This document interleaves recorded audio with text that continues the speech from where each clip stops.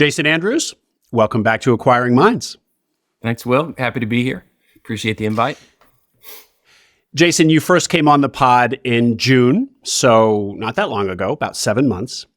And I wanted to have you back on now because in these intervening 7 months, you exited the business that you'd bought as an acquisition entrepreneur, the business that we discussed in your first interview. So very exciting for you. Congratulations. Thank you. And so you've now completed the full life cycle of an acquisition entrepreneur. You searched, you bought, you operated, you exited. And what I'd like to do here is, of course, talk about the exit, have you share what you can, and then have you reflect on this path that you chose as an acquisition entrepreneur. You took a big swing to get into this, as we discussed in detail back in June. And now, here you sit on the other side of all of that, victorious, for lack of a better word. But let's start off with a refresher. Jason, if you would, a brief background on you and the business that you bought, please. Sure. So I was a little bit of an older searcher, I guess. I'd spent 20 years in the corporate world, mostly building and developing sales teams in the medical device arena. And anyway, in 2015, I engaged a company, a middle market company, to do a buy-side search for me. And that search took about 10 months. We talked about that a lot on the last episode, closed in February of 2016 on GroupSource. It was a larger company than I was expecting to get into, but it was a max SBA node, a large seller node, and I'll say basically every liquid dollar that I had that went into that purchase. So that was early 2016 and operated it. So the company itself is kind of a niche, born out of healthcare. We basically negotiate discounts on all the things physician groups buy, and then we make a little piece of that but anyway, it's a niche healthcare business, and that's how we drive our revenue. A lot of sales and service, so business to business services type of company. Group purchasing organization, GPO. So people in healthcare will probably recognize that. But as you said, kind of pooling the resources of doctors' offices and non-acute care health centers and offices and entities to secure discounts for medical supplies, essentially. Correct? Yes, absolutely. And then you take a little piece of all of those transactions. Great. Thank you for that. And just give us a sense of how big the business was when you acquired it in terms of revenue, if you can, or ballpark and number of people.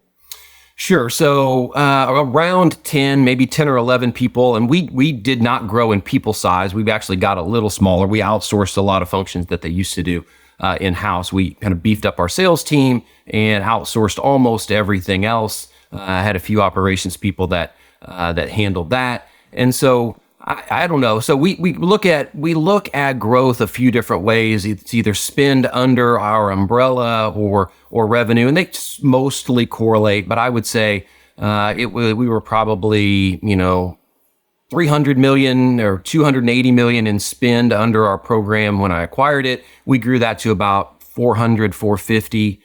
So in 6 years, 6.5 years, we grew about 50 or 60% in spend volume, and probably most of that flows through. So profitability probably grew roughly the same, that sort of thing. So 50 to 60% growth over the entire duration of your ownership. Correct. Yeah. So that's not huge growth. That's sometimes, right. If you'll hear some acquisition entrepreneurs get in there and 20 and 30% growth in a year. As rarely is that sustainable over multiple years, but still, as a benchmark. So I think one of the interesting aspects to this story, we'll return to the growth aspect of that. So let's just get back to where you were where the business was when you decided to sell. Were you approached, or did you decide to go out into the market? Give us a little bit of the story of the sale. So I was approached. So one of the things that people talk about really liking when they do a search is they want a niche business that's very, kind of small and specific in the things that they do.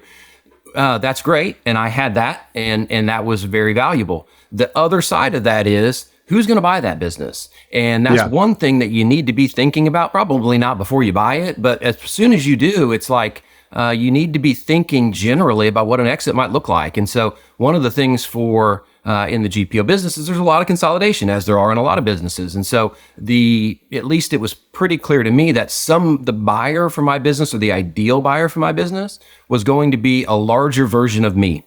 And so my goal was to increase the value, both in size and in desirability, to those players, so that and build relationships along the way, so that inevitably that would transact. I didn't really know when or what that would look like, but the goal of building a business that they would want puts you in a pretty good position. So I'd been approached by a couple of different groups and had met with them both about ways we could partner together, and then maybe this one evolved into an acquisition discussion, and that started in actually early last year. So actually, when I met you in Orlando, that was my first live meeting around the possibility of a sale. And so, anyway, that's kind of where it started. So were they at SM Bash, or they were just in Central Florida somewhere? They're actually based out of New York, but because I was going to be there, we decided to meet around that meeting. So we just had a day of meetings, went to dinner, had a full day of meetings where we went through a lot of things in more detail. So it was still pre-LOI, but it was, I guess, more than just theoretical. Great.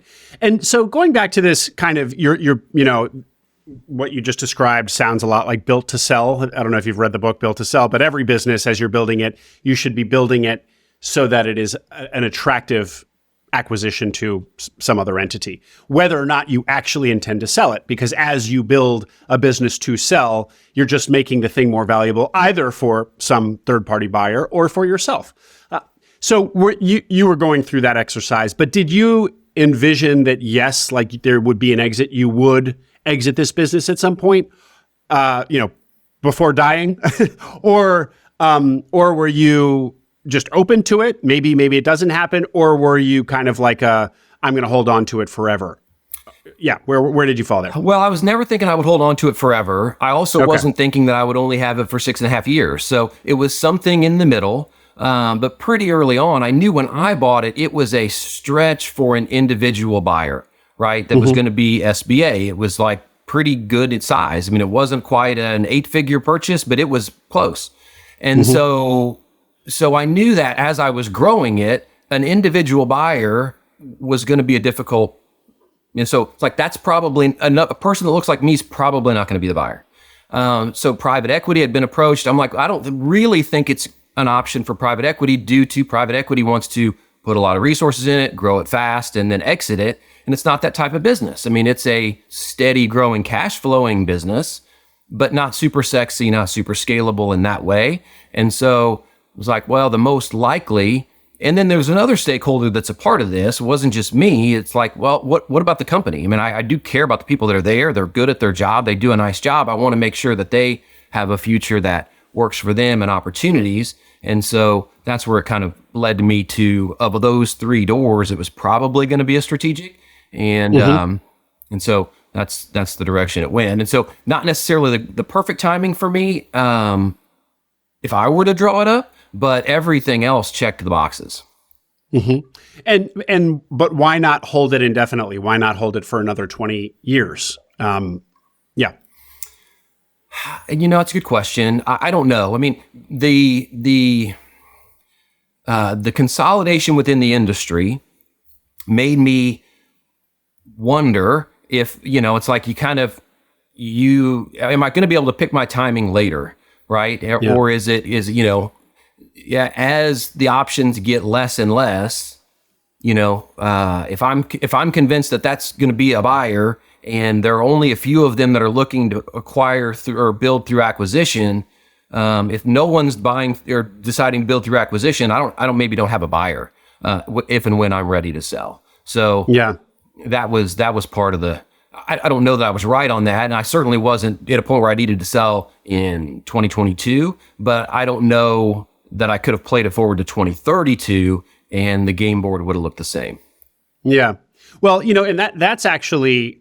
I don't think I've ever articulated this or heard somebody articulate it, but that's a weakness, I guess, of these niche businesses that we searchers look for, which is if you buy an HVAC business, there's I mean, okay, maybe not always, but let's just, for the sake of argument, there's always going to be a buyer for that HVAC business. So you can put it out to market and sell it at almost any time within reason. Yep. Whereas in a super niche business like yours, there's just maybe a small handful of strategic buyers. And so the timing is much less in your control on the exit in particular. Agreed. So,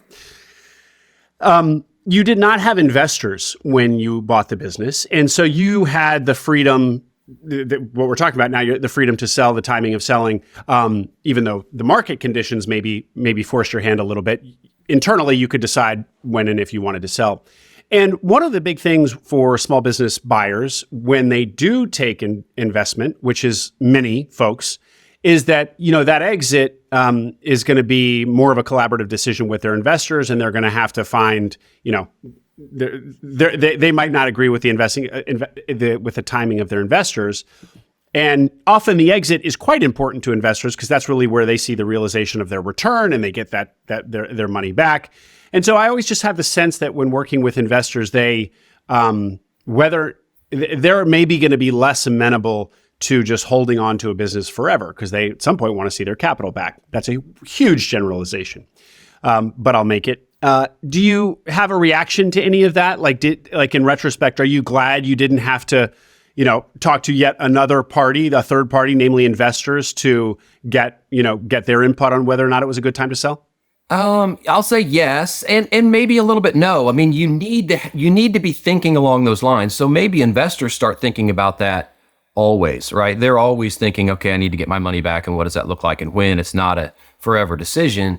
If you're somebody like me, you need to be thinking about that with a smaller subset. Maybe it's just you and your spouse, or maybe it's a small team of advisors, but you need to be thinking along those terms to understand, okay, under what circumstances would I be interested in an exit? What would it need to look like? Because there's two sides. It's like there's a logic component and there's an emotion component, and they sometimes can battle against each other. And so, you want to, before things start to fly, you want to have a framework and a structure in place, maybe for both of those things, so that it makes the decision-making process a little clearer.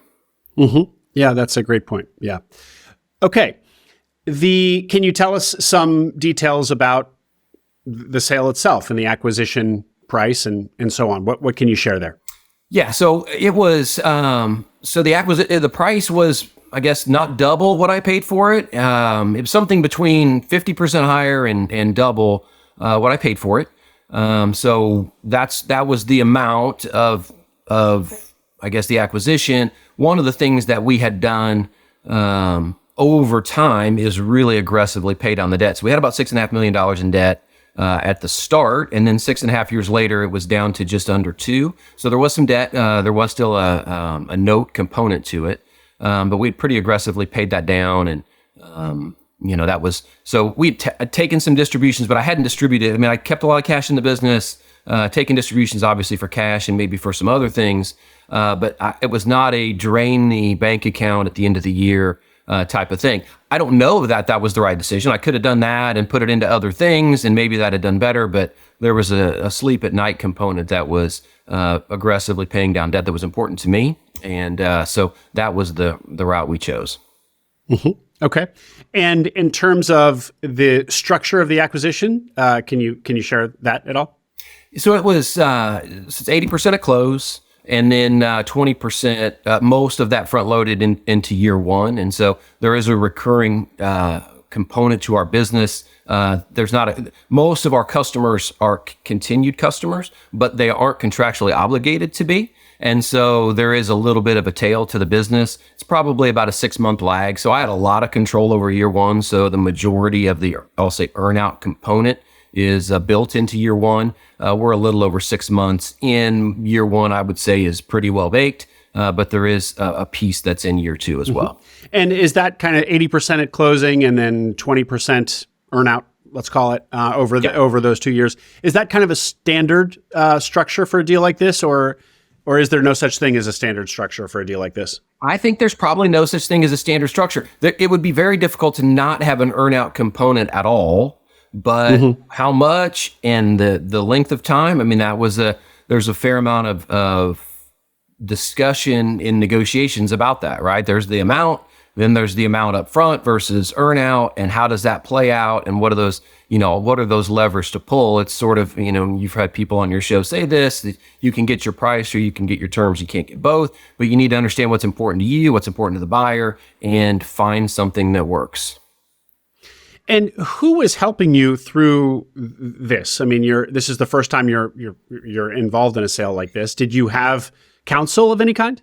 Well, it's a great point. And so, yes, so I had my deal team, my attorney, my accountant that I worked with on the acquisition. I called them both up when we were getting to the LOI point and said, let's kind of get the band back together. We've got another thing. But it's like they help with certain things, right? They don't make business decisions. They're not going to say, oh yeah, that's a bad deal, don't take that, or hey, don't put that over here, or you should ask for this. They've got their pieces, but it's not around the deal terms. It's not business decisions. And so you need to have some advisors that you can bounce things off of. Either they have experience, they need to probably know you and how you react to things emotionally. That's really important. And they need to have some understanding of some options just so you can have those. I think that's very important to have those people that you can bounce ideas off of to walk you through this. Otherwise, you're flying blind. The other part of this is if you're in a business like mine, you're running your business while you're doing these things. And so, that's another layer of complexity that you have to really be ready for. And so you did have an advisor or advisors who could help you think strategically about this sale. Yes, absolutely. I kind of was I don't know, there's some business owner groups. We've got one here based in Kansas City that I had, come close with, 12 of us that meet on a regular basis. And so, I'd known these folks for a number of years. We talked through business challenges. And so, that is, they were invaluable to me during the process, and then just other, friends and colleagues. Great. Let's talk a little bit about just your years of operating quickly, going backwards a little bit. Sure. One of the things that you said in our pre-call just a few minutes ago was, I asked how you felt, and you said, well, it's hard to sell a business. It's messy, deals die, all that we, all the things that we talk about on the show. It's hard to buy a business. So going all the way back to 2016, it was an arduous deal for you to get across the finish line in the first place. What about the in-between years, the operating? How did you find being an operator?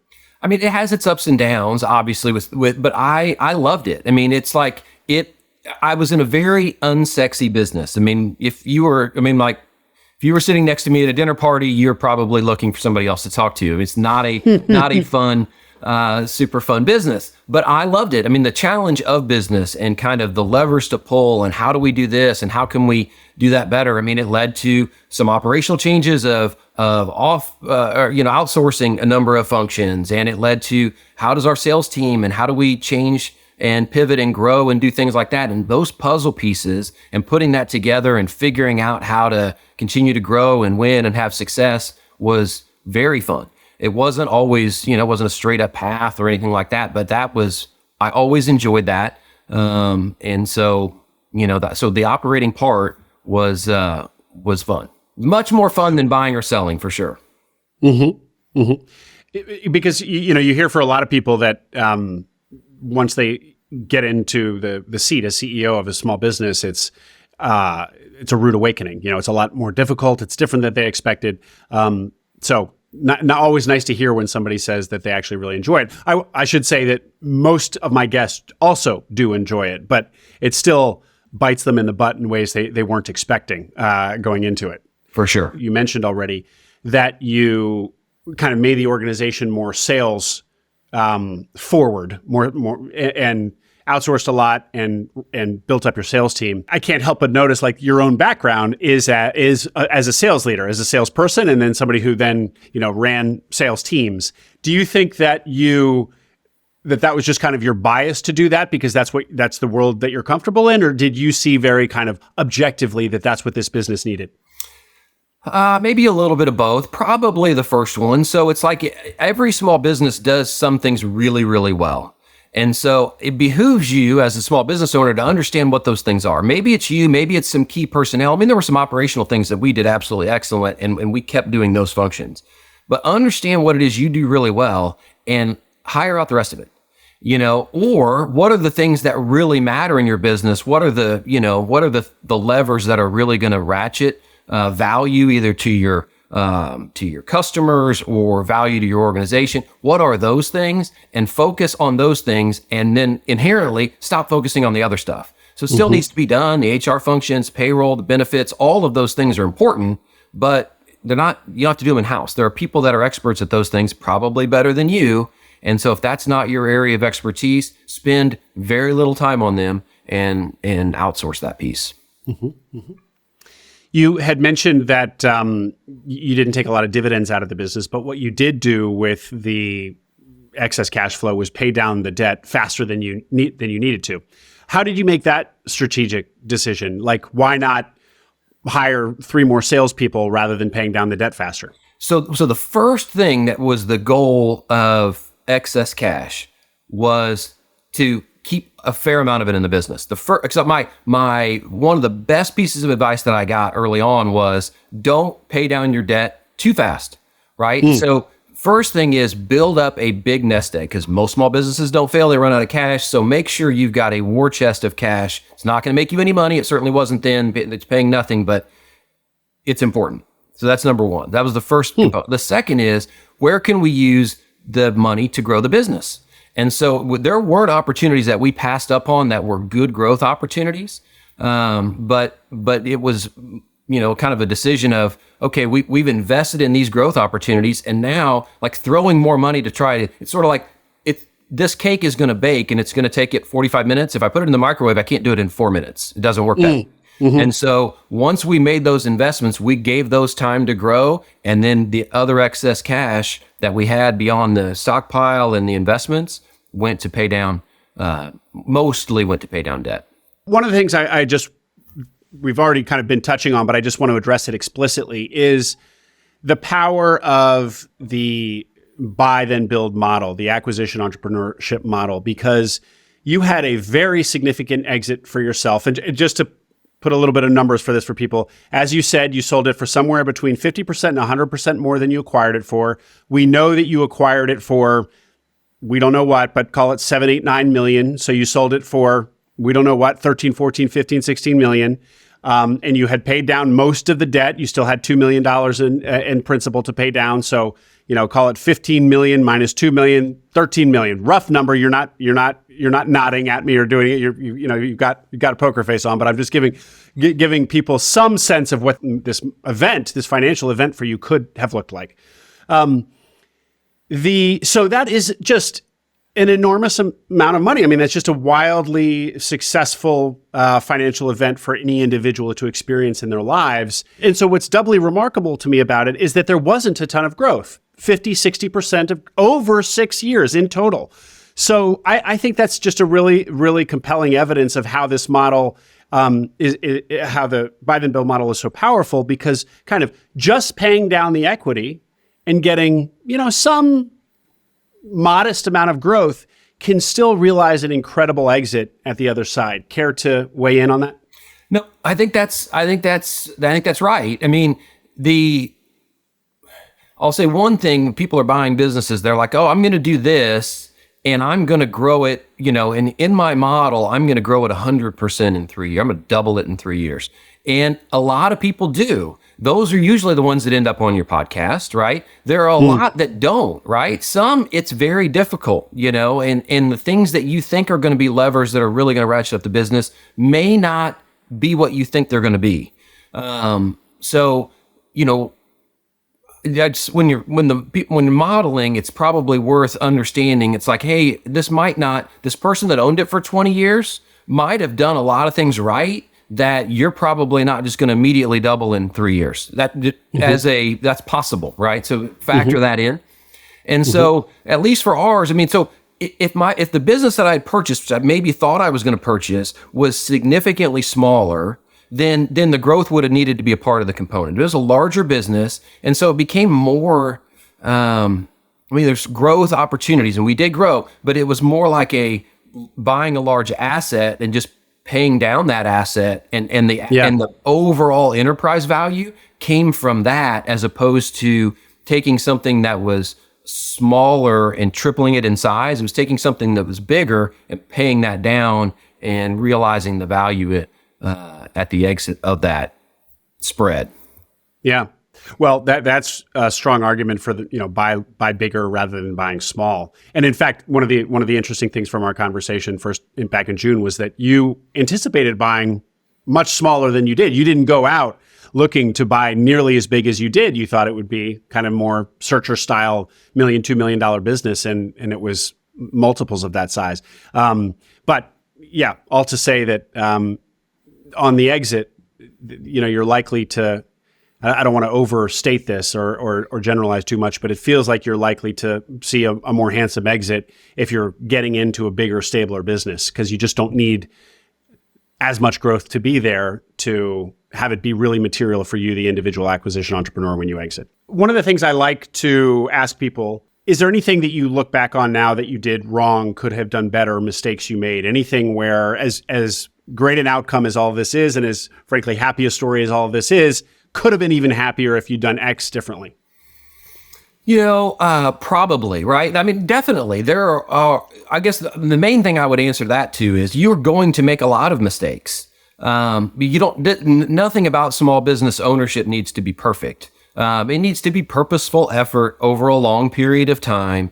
And you need to be open to analyzing your decisions. We're trying this. Are we measuring it? Did it work? It's like, well, we did X and Y happened. Well, did Y happen because of X? Or, was it because every business grew 30% during the pandemic because there's this flood of cash? Not every business is great. Well, how did every business grow 35%? What are the levers in our business? I mean, if you're, be as critical as you can on the business piece. But yeah, you're going to make a lot of mistakes. Hopefully you're making a lot of mistakes because that means you're trying different things, but try them, measure them, stop doing the things that aren't working, do more of the things that are, wash, rinse, repeat, and just keep doing that over time and let it build. So it's like, don't be afraid of failing because the successes come in the same places as the failures. You just gotta, measure those Correct things. Quickly. That's right. Yeah. Well, just to wrap up, Jason, so what do you think is next for you? Are you going to go out and buy another business and become an operator again? Or are you going to sit back and become a capital allocator and invest in other searchers, or a combination of A and B? I know you're going to be at SM Bash in Austin, so you got some sort of plans for yourself. Yeah, I think so. I mean, so do I want to be the one throat to choke again? I don't know, right? I mean, I know, so I was 49 when I exited, and I had a different energy level at 49 than I did at 42 when I bought it. The tank isn't empty. I'm still very interested and engaged. I'm looking, but I don't know. I mean, is the answer. I mean, I feel like I would definitely not do it all alone again, whether I'm involved or I guess whether I'm the chicken in the ham and egg breakfast or the pig, I probably lean more towards the chicken. I want to be involved, but not as committed as I was last go around. And is that because of the financial risk of it, or because the energy required in operating, or what piece kind of is less appealing to you now specifically? Yeah, so I've just got other things that I want to do, and so starting something at 50 so I just look at things a little differently. I mean, I bought a business not to make a lot of money. Although I wanted to do that, I bought it for freedom. I wanted to be home. I wanted to be there with my kids. Two of them are in college now, and I've got one still in high school. My dad passed away at 63. I'm 50, and so I want to do a lot of things over the next 10 years that don't involve anything about business. And so what I don't want to do is, but I still want to be involved. So I don't want to get involved in something that then takes me away from a lot of things. Sure. So that's what I'm wrestling with in my mind. So some fingers and pies, but you don't want to be anchored to a desk or into a business.